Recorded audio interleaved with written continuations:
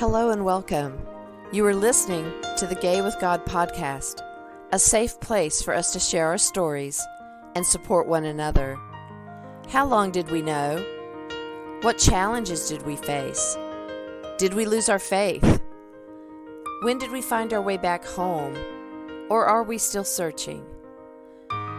The stories you hear on this podcast will melt your heart and strengthen your belief that in God, all things are possible, and you can be authentically gay with the God of your understanding.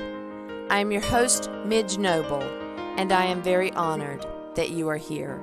Hey, everybody, and welcome back to the Gay with God podcast. I'm so excited that you are here, and I'm so excited that I'm able to share with you another installment of my memoir.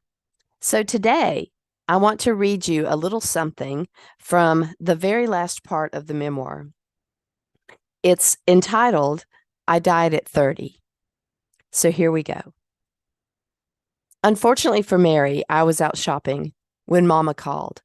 Mary was on the phone with her for an hour and a half while Mama blamed her and accused her of turning me gay. When I got home, Mary told me that Mama was waiting to hear from me. My heart skipped a beat. My stomach flipped. A feeling of dread came over me as I dialed the number. Mama answered, "Hello. Hey, Mama, it's Midge. We got your letter. I can't believe you did this to us. How selfish. You know your father threw it across the room and hasn't spoken about it since. I know you aren't gay. It's just because you like Mary so much. You need to move away from her. You aren't gay." "I am gay, Mama. This has nothing to do with Mary. I had a crush in middle school and I had a crush in college. You were engaged. You loved Henry." "Yes, that's true, but the engagement was a panic move. Henry and I do love each other, but not in that way." "I don't believe it. And you are going to hell for this. You can't go to heaven if you're gay. That's an abomination." "Then I guess I'm going to hell. Because this is who I am, and I am learning that the Bible may not say that for sure." "Then you better read it again, because it is right there in black and white." "Well, I love you, Mama, but I don't know what else to say. You have broken our hearts." And she hung up. A few weeks later, Polly gave birth to her first son. Mary and I showed up to support her. Our first nephew got stuck in the birth canal, and Polly lost so much blood she required emergency surgery. I called home. Daddy answered the phone and refused to talk to me when he heard my voice on the line. I called back 3 times and he hung up on me every time. On the 4th call, I blurted out, "Polly is dying," before he had a chance to hang up on me. He handed the phone to Mama. The next day, my mom and dad showed up at the hospital to see Polly. I knew that they were coming and was scared to death to see them. I was sitting in Polly's room when they walked in. Both of them stared at me and then looked past me to talk to Polly. My breathing was shallow and I stayed quiet. After talking with Polly, my dad turned back to me and said, "Have you eaten?" "No." "Come with us." "Where are we going?" I really didn't trust where they would take me. "Where do you think?" "The cafeteria." I followed them out of the room and hoped that we really were going to the cafeteria. I had heard stories from friends whose families kidnapped them and put them into psychiatric placements. We got to the cafeteria, and my parents talked about Polly and never brought up my letter. I was too scared to bring it up. The entire time, I was waiting for something bad to happen. My stomach was cramping, so I only ordered a drink, which Daddy challenged. "Why aren't you ordering food?" "You know I hate hospitals. I just thought I'd come down to visit with you, but I'm not really hungry." He stared at me and then ordered what he and Mama wanted. Even swallowing the liquid was hard during that unbearably awkward visit. So that part of the memoir is talking about me just coming out to myself, to people that I knew. And it was something that was very difficult for me, of course, to adjust to for myself. And I know, because we've talked about this with other guests, that, families need a beat. They need to kind of be able to process things too, because they had a complete different vision of who I was. Even though my mom all through, elementary school and high school was asking me if I was gay, and even through college. And I kept saying no because I really didn't think I was. um, but she just kept having this understanding that I was different, but couldn't put her finger on it and would ask that question. But I don't think she ever really wanted to believe it or know it. And when she finally heard from my sister, who before I read that selection, what happened was that my sister took it upon herself to tell them they needed to call me because I hadn't heard from them since I had written them a letter telling them that I was gay, which was not what she needed to do. And I told her that, but she did it anyway. So we were left with the backlash of what they wanted to say before they had time to process. So that's why it's really important for us to be able to back up, away from the folks that we're coming out to and just give them space. Just let it land where you want it to land, but they're going to do with that with what they need to do with it. It's a process. It's a process for us. I mean, it took me 30 years to get to it, and I can't expect them to just open arm me with all the bigotry and the homophobia they had. Now, there are some parents that can. I mean, they're open, they're affirming, they know their child is probably, not going to be straight, and they give them time to go through that process themselves, and then they're ready. They're so ready and open when their child comes out to them. Although, if you remember, we've had a guest on here who just couldn't be open and affirming to their child. And that was because of the religious stuff. So when you come from a religious family, down home religion family, they're not going to be open and affirming. And we have to be prepared that even though they love us, they're fearful for us and they don't know what to do with it. So we have to give them some space. And if Polly had been able to do that for me, we might have gotten a different reaction, but probably not, because I don't think they ever would have believed and affirmed us as, a couple that was not going to hell.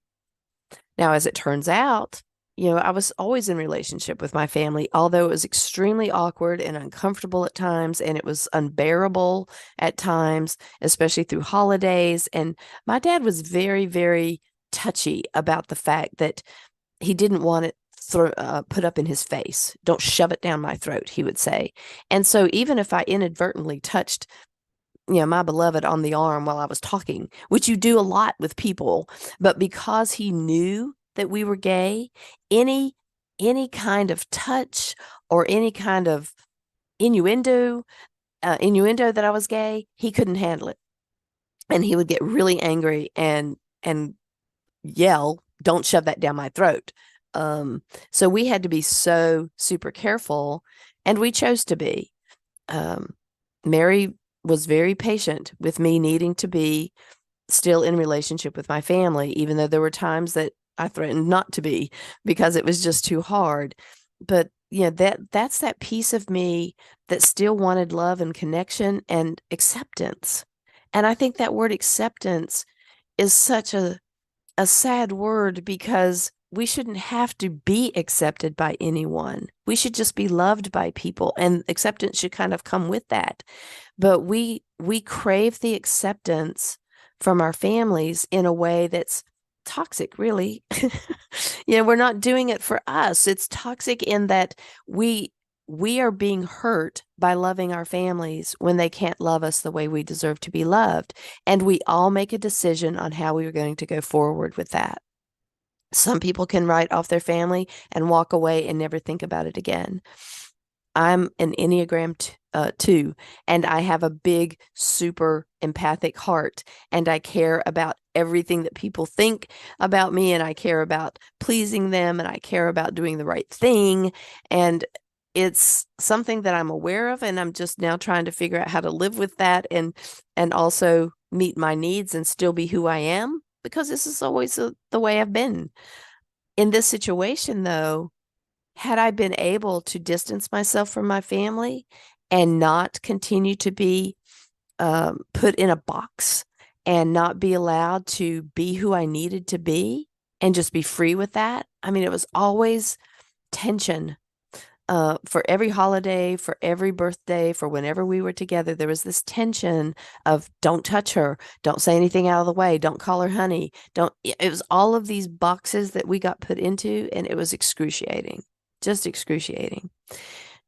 So in this segment that I read for you, it came with a lot of pain and a lot of fear, and I just broke when I rewrote that section to include that, because I had wanted to put that away for so long. I didn't want to ever bring that back up. I didn't want to feel that tension again. Um, but I'm glad that I did. I'm glad that I revisited that, because it reminds me that we all deserve to be treated with respect. And it reminds me that we all have a place in us that deserves to walk away if we need to. And some of us can, and some of us can't. And when we choose to stay, finding some way to be able to navigate that so that how you show up is still authentic, and you don't get put in that box so much to the place where you start doubting yourself again. One of the things that evolved with my family was that I was not allowed to go to the family reunions, because my father wanted to put me in a box, and he wanted to say, you can come to the family reunion, but you're not allowed to talk about Mary. You're not allowed to talk about being gay, just avoid the questions, or lie, basically lie about who I was. I'm now 30 plus years old, and I'm going to say that I don't have a relationship, and I don't have a life, and I don't have a family. And yet I did. And so I went to one early on, and then it was so horrible. And people kept coming up, you're not dating yet? You don't have a boyfriend? You don't have a husband? All these questions that I deflected all day long. And the next year that the family reunion came around, I said to him, I'm not going to lie. And he said, then you best not come. And so I didn't. Now, I could have gone ahead and put myself back in that box, but that was a line that I drew for myself, and I was not going to do it. I let them answer all the questions. Well, where's Midge? And why didn't she come? And, oh, what's going on with Midge? And I don't know how they answered those questions, but I know they didn't tell the truth. And so who knows what reason they gave for why I wasn't at reunion number 2 or reunion number 3. And then I think I've mentioned in one of the podcasts before that by the time my dad was dying, and he knew he was dying with emphysema, that he wanted to have another family reunion so he could reconnect with everybody. And he again said, I need you to come to this reunion. And I reminded him of why I wasn't coming to reunions. And he says, well, you just need to show up and bring your family. And then he died before he got the reunion. But I saw that as maybe a little piece of growth for him, and I appreciated that. And yet it's bittersweet, because by the time he was ready to allow my family to come to their reunion, it didn't happen. And so I appreciate the offer, but I still have the pain of missing out on the others because of his inability to be open and affirming, and also to be proud of who I am and want to have me at the family reunion.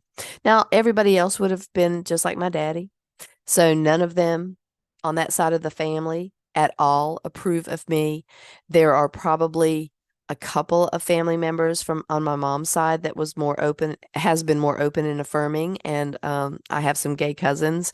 So that's good that, I have some maternal folks who are kind of understanding me, but it's a very difficult, painful journey to come through that. And it's difficult to remember.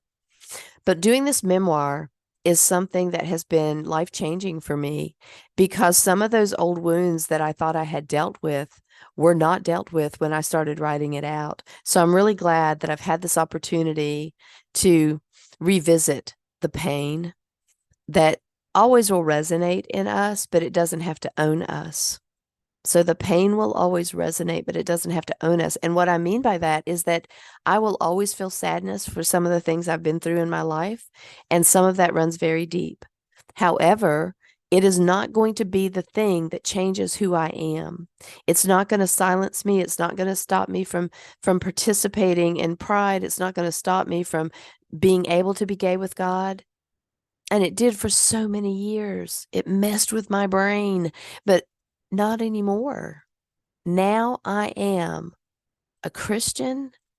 I am deepening my relationship with God. I'm expanding my understanding of God.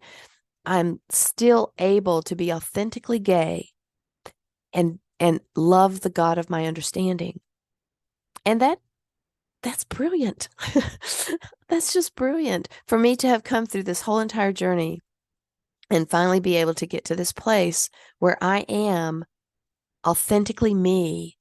And it feels so good.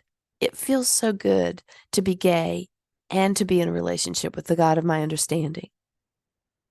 So thank you for listening to that segment of the memoir, and I can't wait to bring it to you again and to have it done. I'm waiting for it to be done, but I'm ahead of schedule, which is good news. I still think the launch date will be in October of 2023, but that is fast approaching if you know how time flies. So it's fast approaching. So I do appreciate everything that you guys do when you show up to support the podcast. It really warms my heart to have you on my team, so to speak. And I love your comments, and I love just how approachable you've been through this whole process. So I want to thank you for honoring my faith journey and my coming out story each week. And I want to thank you for supporting and sharing and subscribing wherever you get your podcasts. If you want more information about how to connect with me, you can go to the show page at empoweredmidge.podbean.com. Also, check out our Facebook group, Gay with God, where we do a monthly group entitled My Faith Journey. And if you need support and help through your own coming out or faith journey, go back to that show page at empoweredmidge.podbean.com, scroll all the way down to the bottom, and see how you can connect with me and receive some coaching. Also, you'll be able to find the link there for the Ask Me Anythings that I'm doing every month to keep the buzz going about the Gay with God memoir.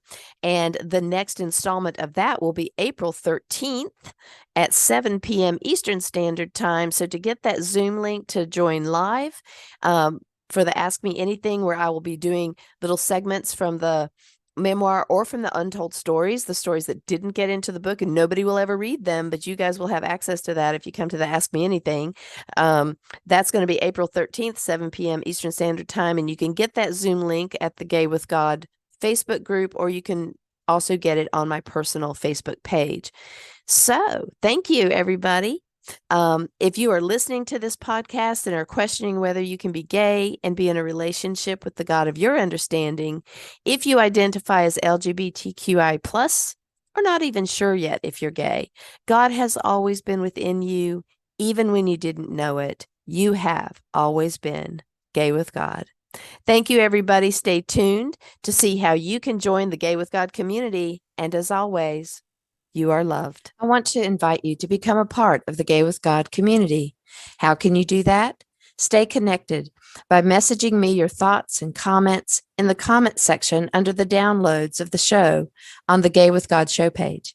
Subscribe to this podcast wherever you listen and share so we can increase our community outreach and be a light to those who are struggling to claim their faith. Consider being a sponsor so I can highlight your service in our community. We are all worthy of respect and a relationship with the God of our understanding. I want to thank you in advance for supporting this podcast. Together, we as a community will keep this show visible and our community stronger.